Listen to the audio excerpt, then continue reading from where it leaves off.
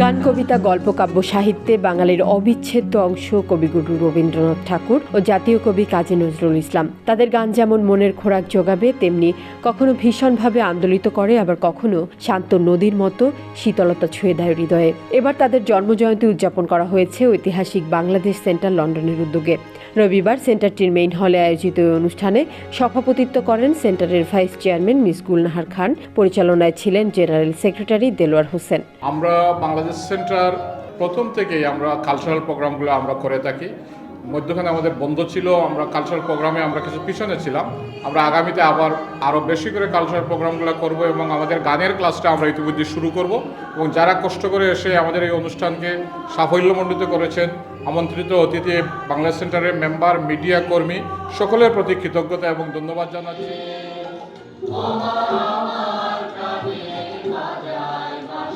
জাতীয় সঙ্গীতের মাধ্যমে শুরু হওয়া এই অনুষ্ঠানে রবীন্দ্রনাথ ও নজরুলের উপর মূল প্রবন্ধ উপস্থাপন করেন এমদাদ তালুকদার এমবিএ ও কবি মুজিবুল হক মনি।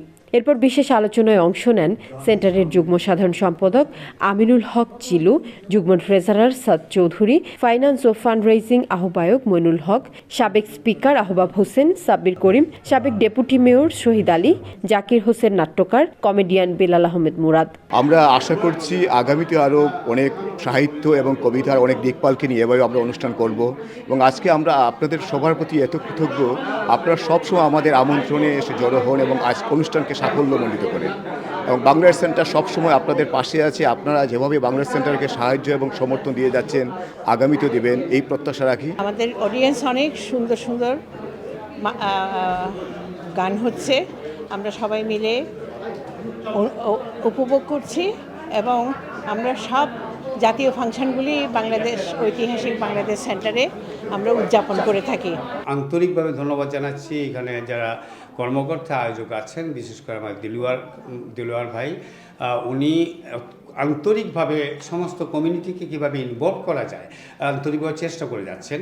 আমি তাকে আন্তরিকভাবে ধন্যবাদ জানাচ্ছি এই জন্যই যে অনেক সংগঠন রয়েছে আমাদের, কিন্তু এইভাবে একেবারে পুঙ্খানুপুঙ্খভাবে মানুষগুলোকে বুঝিয়ে দেওয়া এবং তাদেরকে আমন্ত্রণ করে এখানে নিয়ে আসা এবং এখানকার কার্যকলাপকে ত্বরান্বিত করার যে প্রচেষ্টা ওনারা চালিয়ে যাচ্ছেন, আমি সত্যিকার অর্থেই মুগ্ধ। অত্যন্ত চমৎকার আয়োজন।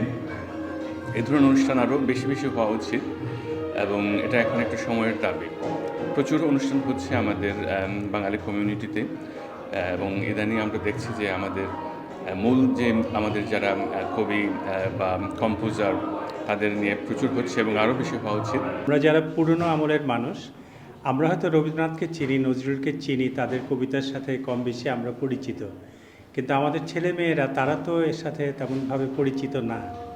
সুতরাং তাদের সাথে এই মহান কবিদের সাথে, কবির লেখার সাথে, তাদের শিল্প সাহিত্য সংস্কৃতির চর্চার সাথে পরিচিত করিয়ে দেওয়ার জন্য বাংলাদেশ সেন্টারকে আরও জোরালো ভূমিকা নেওয়া উচিত বলে আমি মনে করি।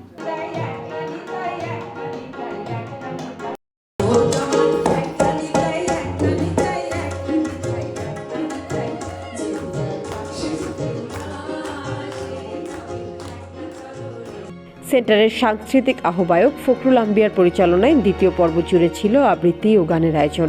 আবৃত্তি করেন মাহফুজুর রহমান, ধনঞ্জয় পাল, হাফসা ইসলাম, সালমা বেগম, সুফি আসমার আলী, ফারজানা করিম, মুকাফিরি। গান পরিবেশন করেন সুনয়ন চৌধুরী, বিনায়ক দেব চৌধুরী, ইফাফ আরা খানম, তনুশ্রী গুহ, সুজানা আনসার। গাহি সাম্যের গান, মানুষের চেয়ে বড় কিছু নাই, নহে কিছু মহিয়ান। নাই দেশকাল পাত্রের ভেদ, অভেদ ধর্ম জাতি।